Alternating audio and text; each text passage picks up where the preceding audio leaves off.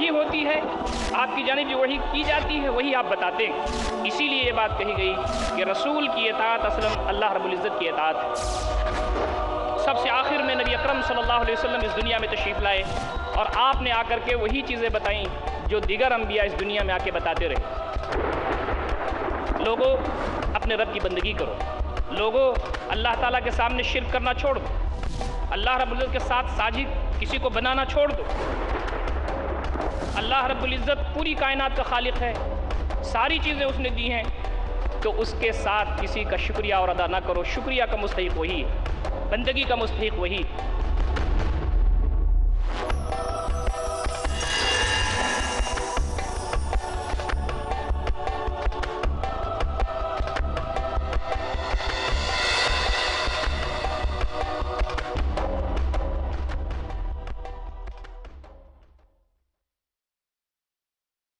मैं इताअत पर आने से पहले आपसे अर्ज़ करूं, इताअत हो नहीं सकती जब तक कि दिल में ऐसी मोहब्बत ना हो कि दुनिया की सारी चीज़ों की मोहब्बत पर गालिब आ जाए। अगर अल्लाह रब्बुल इज़्ज़त की मोहब्बत हमारे दिल में नहीं होगी, हम अल्लाह ताला की इताअत नहीं करेंगे। नबी अकरम सल्लल्लाहु अलैहि वसल्लम की मोहब्बत अगर हमारे दिल में नहीं होगी, हम नबी अकरम सल्लल्लाहु अलैहि वसल्लम की इताअत नहीं कर सकते। क्या हुक्म है?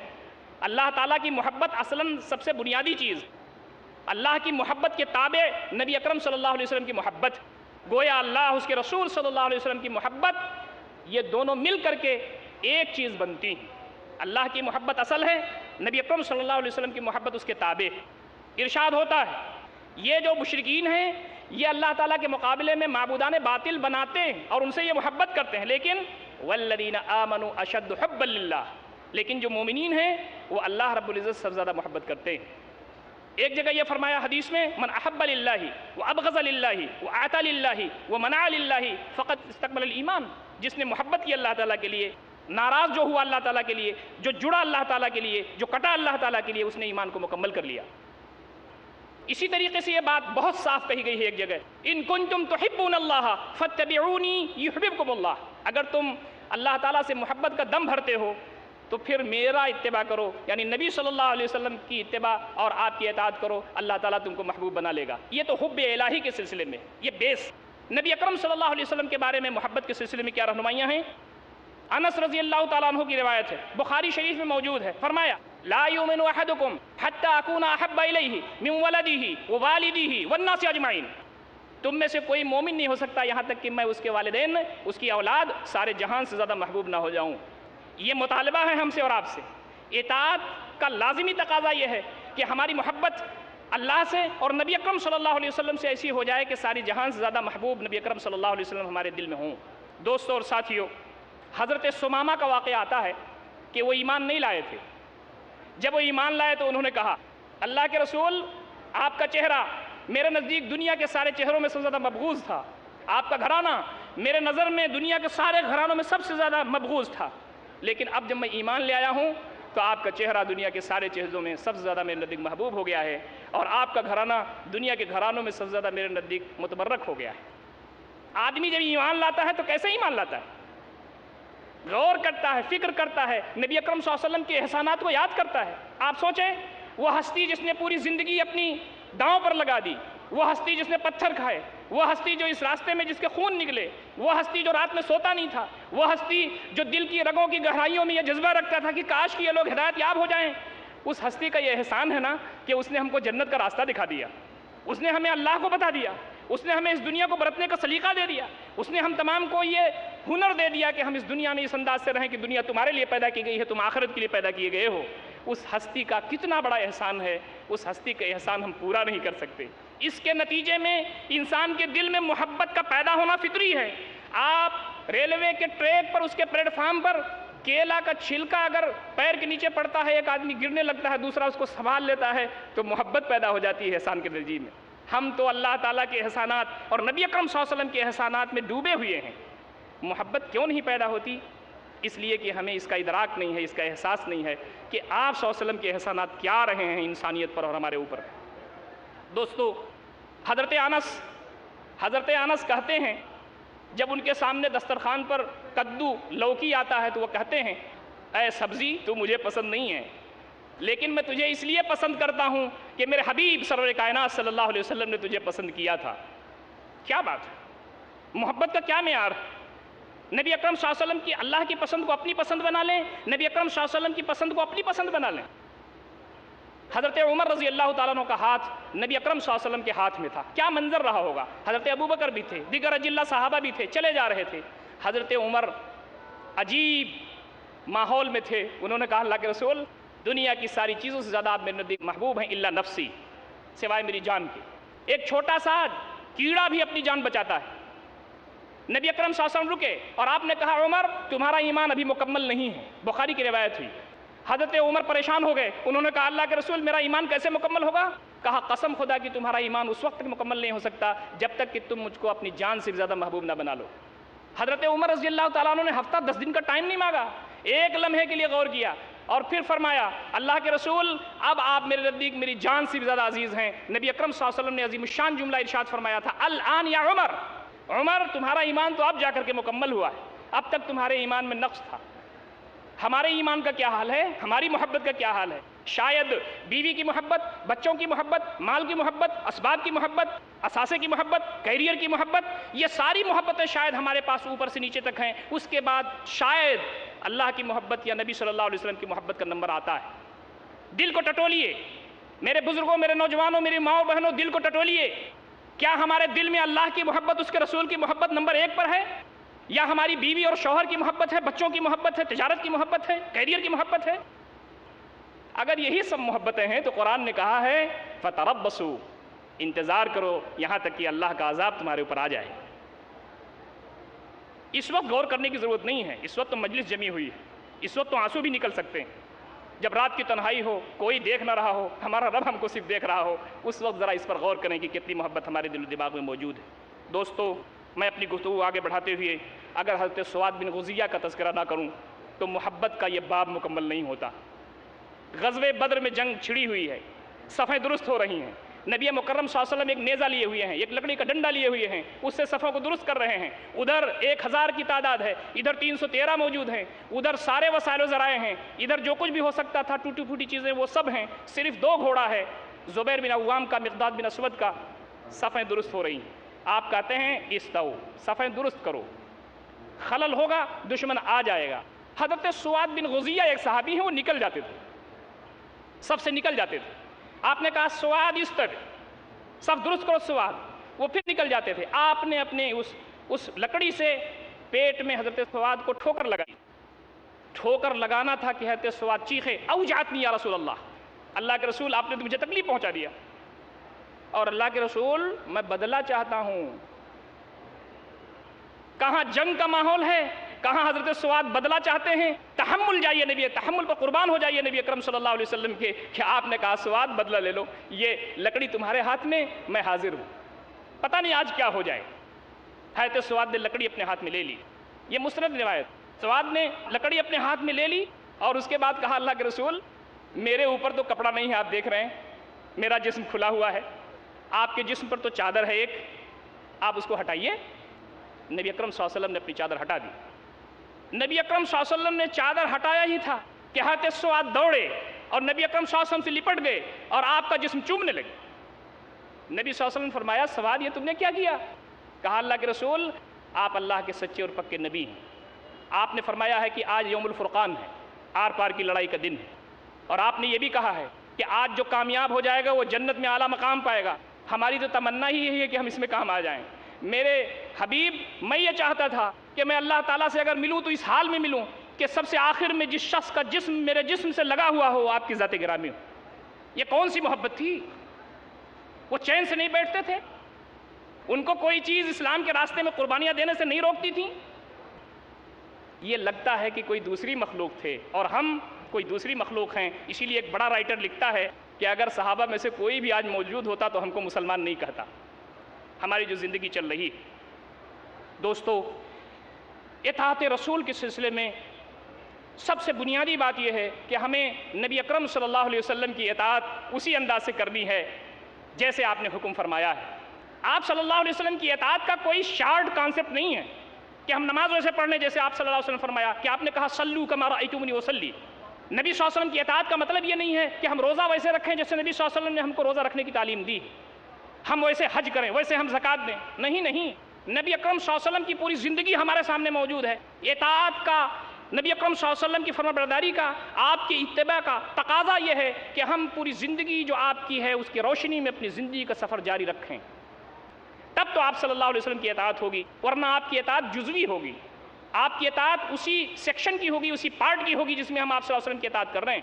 ہم نبی اکرم صلی اللہ علیہ وسلم کی اطاعت شاید نماز میں کر لیتے ہوں، وہ بھی ہمارا سواد اعظم نماز نہیں پڑھتا، ہو سکتا ہے روزے میں کر لیتے ہوں، وہ بھی رمضان کے علاوہ وہ ماحول نہیں بنتا، اور رمضان میں بھی بہت سارے لوگ روزہ نہیں رکھتے، ہو سکتا ہے زکوٰۃ اور حج میں جزوی طور پر ہو جاتا ہو، جبکہ زکوٰۃ بھی ہمارے پورے ملک کا جو سینسس ہے وہ بھی بہت ہی غیر معمولی ہے اور تکلیف دہ، حج کا معاملہ بھی ایسی ہے۔ لیکن بقیہ چیزوں میں نبی اکرم صلی اللہ علیہ وسلم کیا تھے، میں اختصار کے ساتھ نبی اکرم صلی اللہ علیہ وسلم کی اطاعت کے حوالے سے چند باتیں اس وقت میں آپ سے کرنا چاہتا ہوں۔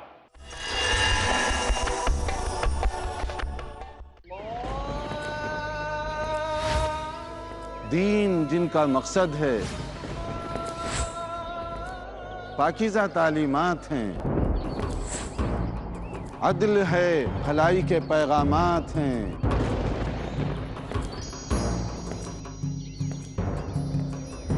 جو لبریز ہے توحید کے اقرار سے، جو مکمل ہے ہر اعتبار سے، جس کی تعلیمات پر ہے اللہ کا انعام، تفہیم اسلام، ہر جمعرات شام 4:30 بجے اور دوبارہ دوپہر 12:30 بجے انڈیا میں پیس ٹی وی اردو پر۔ جو ہے ہدایت کی مکمل آواز، جس نے ظاہر کیے کامیابی کے راہ، خصوصاً ان لوگوں کے لیے کہ جو اپنے آپ کو اہل ایمان سمجھتے ہیں، جو اپنے آپ کو مسلمان سمجھتے ہیں۔ کامیابی کے لیے ضروری ہے قرآن حکیم میں غوطہ زنی کر کے اس کے گہرائی سے ان موتیوں کو برآمد کیا جائے، ان ہیروں کو برآمد کیا جائے، ان قیمتی پتھروں کو برآمد کیا جائے جو حکمت کے موتی ہیں۔ ہر بات، ہر عمل، ہر عبادت اگر ایمان ہے تو لازماً عمل پیدا ہوگا۔ صرف اللہ کی رضا کے لیے۔ اصل سے جو اصل زندگی میں کام آنے والی ہے وہ تو ایمان ہے، عمل صالح ہے، تواصی بالحق ہے، تواصی بالصبر ہے، جسے ہے ساری کائنات پر اختیار۔ قرآن حکیم کی اصل تعلیم جو ہے وہ اس کی سطح کے اوپر تیر رہا ہے۔ ڈاکٹر عارف رشید اسرار پیش کریں گے بصیرت افروز پروگرام قرآن کی پکار، ہر بدھ دوپہر 3:30 بجے اور دوبارہ صبح 5:30 بجے انڈیا میں پیس ٹی وی اردو پر۔ سمجھیے وہ دین بہترین ہے جس کے اخلاق و سلوک، والدین کے حقوق، اولاد کے حقوق، پڑوسیوں کے حقوق، قرآن کے حقوق۔ مولانا ولی اللہ سعیدی۔ اسلام سارے حقوق کا محافظ ہے، دیکھیے ہمارے ساتھ اسلام کے حقوق۔ اسلام کے حقوق، اگلا پروگرام پیس ٹی وی اردو پر۔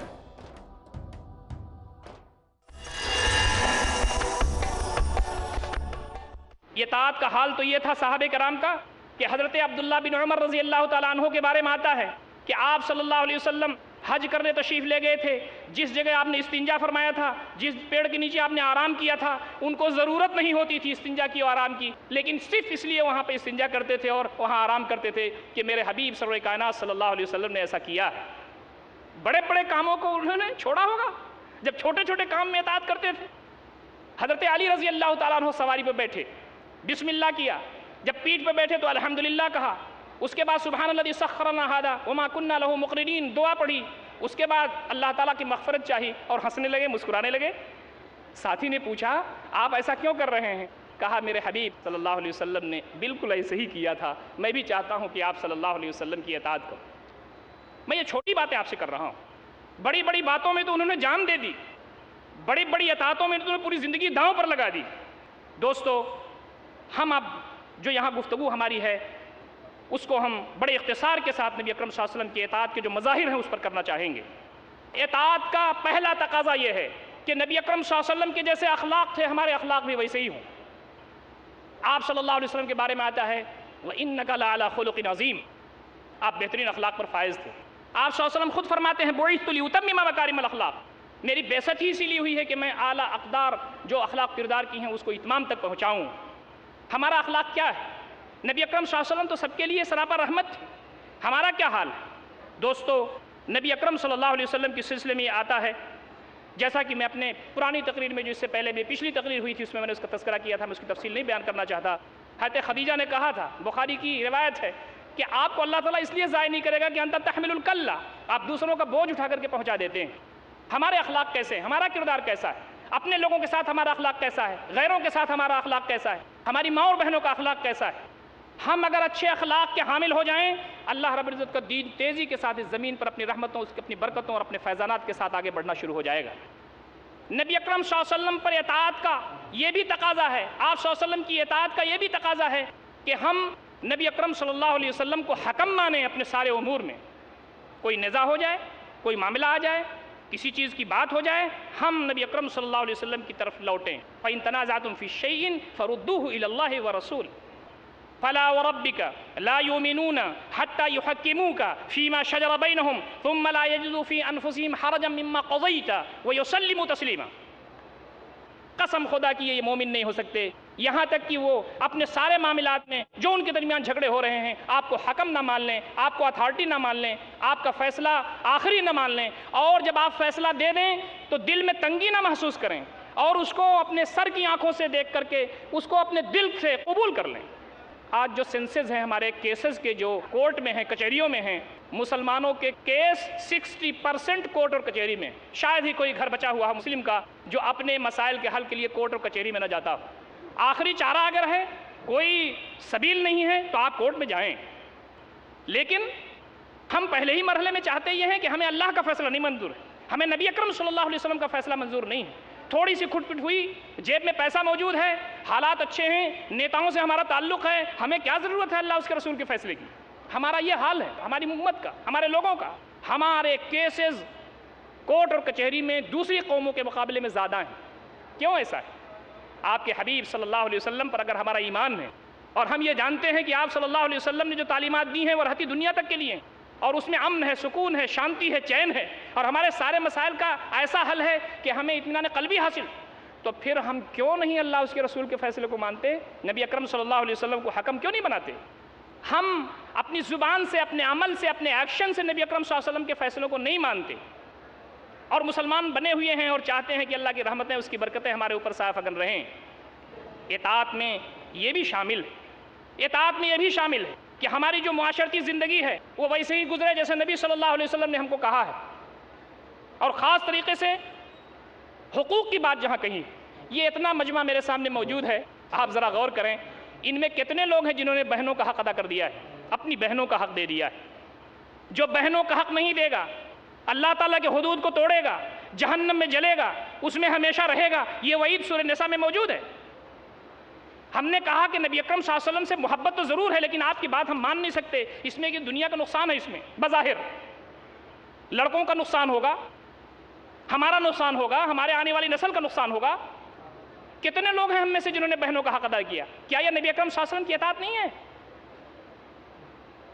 آپ سوچیں، ہم کہتے ہیں نماز تو ہم نبی صلی اللہ علیہ وسلم کے حکم مطابق پڑھ لیں گے، ہمارا کپڑا ایسا ہونا چاہیے، ہمارا پیر ایسا ہونا چاہیے، اور یہ ہونا چاہیے، وہ ہونا چاہیے، یہ بھی ہونا چاہیے، لیکن کیا اگر ہم نماز ویسی نہیں پڑھیں گے جیسے نبی صلی اللہ علیہ وسلم نے کہا تو ہماری نماز ہو جائے گی؟ نہیں ہوگی۔ صلو کما رأیتمونی وصلی، ویسے نماز پڑھو جیسے مجھ کو دیکھا ہے پڑھتے ہوئے۔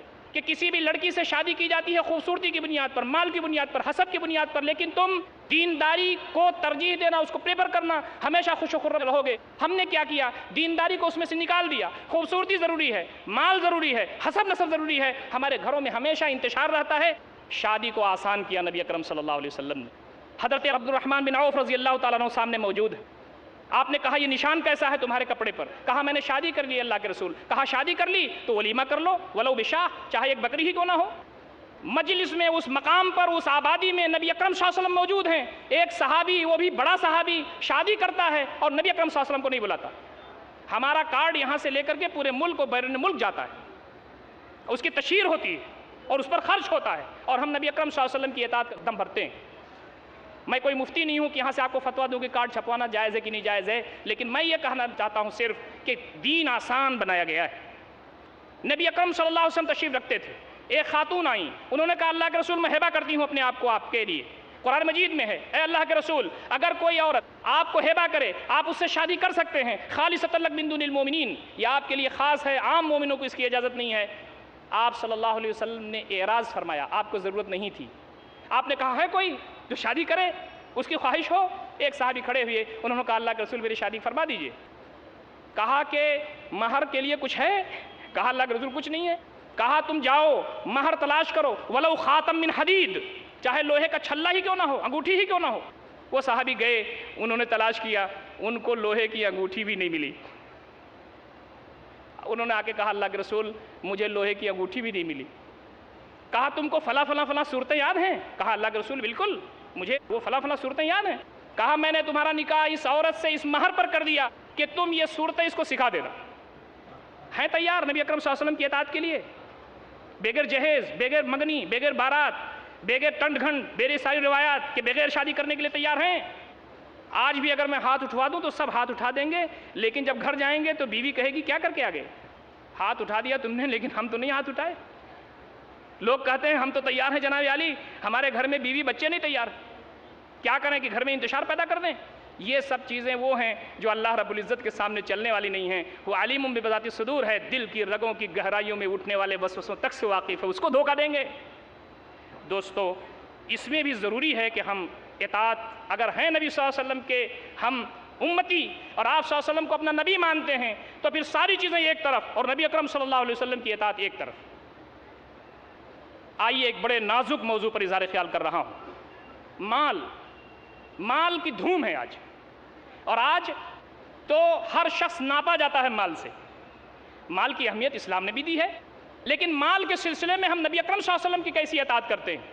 مال کے سلسلے میں اسلام کا جو کانسیپٹ ہے وہ یہ ہے کہ دنیا تمہارے لیے بنائی گئی ہے، تم آخرت کے لیے بنائے گئے ہو۔ پوری دنیا بندے مومن کے لیے بنائی گئی ہے۔ ان الارض یرثها عبادی الصالحون، یہ زمین میرے بندے مومن کی میراث ہے، اس کو کام میں لانا، اس کو یوٹیلائز کرنا، اس کو نفع بخش بنانا، خود اپنے لیے دوسروں کے لیے بہت ضروری۔ قرآن مجید میں تقریباً 83 مقامات پر ارشاد ہے اقیموا الصلاۃ وآتوا الزکاۃ، اقیموا الصلاۃ وآتوا الزکاۃ، مطلب یہ کہ اتنا زیادہ کماؤ کہ تمہارے اوپر زکوٰۃ واجب ہو جائے، تم دینے والا ہاتھ بنو، لینے والا ہاتھ مت بنو۔ اسی لیے تجارت کی فضیلت آئی ہے کہ اس میں ان لمیٹڈ پرافٹ ہے، اچھے تاجر کو تاج پہنایا جائے گا قیامت کے دن۔ مطلب اس کا یہ ہوا بندے مومن مال سمیٹتا ہے لیکن اللہ تعالیٰ کی خشیت اس کے خوف سے کانپتا رہتا ہے۔ بندے مومن مال زیادہ سے زیادہ سمیٹتا ہے، اس لیے کہ غربا، مساکین، یتیم، بیوہ، لاچار، مجبور، مستحقین، ان کے حقوق ہیں اس کے مال میں، اس کے لیے وہ محنت کرتا ہے، زیادہ سے زیادہ مال سمیٹتا ہے، لیکن اس کی نظر آخرت پر ہوتی۔ حضرت سلیمان کی طرح انی احببت حب الخیر عن ذکر ربی، میں نے جو مال سے محبت کی ہے اللہ کی یاد کے لیے۔ قارون کی طرح نہیں، وہ کہتا ہے کہ یہ سب تو میری اپنی پرسنالٹی کی وجہ سے ملی ہوئی ہے، اور اس کے نتیجے میں اللہ تعالیٰ کا عذاب اس پر آتا ہے۔ بندے کافر کا فرق یہ ہے کہ بندے کافر دنیا میں رہتا ہے تو دنیا کا دیوانہ ہو جاتا ہے، ہائے دنیا ہائے دنیا ہائے دنیا، وہ کہتا ہے یقول الانسان مالی مالی وان ماله من ماله الا ثلاث ما اكل فافنى او لبس فابلى او اعطى فاقتنى وما سوى ذلك فهو ذاهب وتارك للناس۔ ہائے میرا مال، ہائے میرا مال، ہائے میرا مال، اس کا مال تو صرف 3 ہے جو اس نے کھا لیا برباد کر دیا، پہن لیا بوسیدہ کر دیا، یا اللہ کے راستے میں اسی دیا جیسے اللہ تعالیٰ نے چاہا تھا اس کو جمع کر دیا۔ اس کے علاوہ جو کچھ بھی ہے جانے والا ہے اور لوگوں کے لیے چھوڑ کے جانے والا۔ لڑکے جھگڑتے ہیں کہ بینک بیلنس میرا ہوگا، بزنس میرا ہوگا، تجارت میری ہوگی، یہ جو جائیداد ہے یہ میری ہوگی۔ لاش کفن میں پڑی رہتی ہے، لوگ جھگڑا کرتے ہیں، چھوڑ کر کے آدمی چلا جاتا ہے۔ دوستو مال و اسباب کمانا محمود ہے، مال و اسباب زیادہ سے زیادہ حلال طریقے سے کمانا اسلام میں محمود ہے، قابل تعریف ہے، جہاں زکوٰۃ ادا ہو رہا ہو، جہاں لوگوں کے حقوق ادا کیے جا رہے ہوں، لیکن مال کے پیچھے دیوانہ ہونا اس کی تعلیم اسلام نے دی ہے اور روکا ہے۔ آپ دیکھیں نبی اکرم صلی اللہ علیہ وسلم نے مال کی فضیلت بیان کی، اور وہ صحابہ جنہوں نے مال کے ذریعے دین کی خدمت کی ہے تاکہ اللہ کا دین سربلند ہو، ان کی کتنی زیادہ آپ نے تعریف فرمائی۔ لیکن ہمارا حال یہ ہے کہ ہم مال کماتے ہیں اپنے لیے، اپنے بچوں کے لیے، اپنے بزنس کے لیے، دنیا کے لیے، لگزریز کے لیے۔ ہمارے پاس یہ نہیں ہوتا کہ ہمارے پاس غربا ہیں، مساکین ہیں، سماج کے لوگ ہیں، دین کی اور ضرورتیں ہیں، اللہ کے دین کا غلبہ ہے، بڑے سطح پر اللہ رب العزت کے دین کو آگے بڑھانا ہے، اس کے اعلاء کلمت اللہ کے لیے کوشش کرنی ہے، وہاں ہم مال خرچ کریں. یہ جذبہ ہمارے دل و دماغ میں نہیں ہوتا، اسی لیے ہمارے ہاں ساری پریشانیاں ہوتی ہیں. میں آپ کو ایک دو واقعہ سنا کر کے اپنی گفتگو آگے بڑھانا چاہتا ہوں. غزوہ تبوک کے موقع پر نبی اکرم صلی اللہ علیہ وسلم کو مال کی ضرورت تھی. کھجور میں پھل لگے ہوئے تھے. صحابہ کرام کے پاس انکم کا جو ریسورس تھا وہ کھجوریں تھیں، یا چند لوگ تجارت کیا کرتے تھے. آپ نے حکم نافذ فرما دیا، جو جس کے پاس ہے لے کے آ جائے. قربان جائیے صحابہ کرام کی اطاعت پر. کسی نے یہ نہیں کہا کہ اللہ کے رسول تھوڑا سا رک جائیے، یہ پھل اتر جائیں، ہمارے پاس کچھ پیسہ آ جائے تو جنگ کیجیے. یہ کسی نے نہیں کہا، جو جس کے پاس تھا لے کے آ گیا. اور وہ واقعہ عظیم الشان ہے، آپ سب جانتے ہیں، میں صرف یاد دہانی کے لیے کہتا ہوں. حضرت عمر پورے مال کا آدھا اس لیے لے کر آئے تھے کہ ابو بکر رضی اللہ تعالیٰ عنہ سے آج آگے چلے جائیں.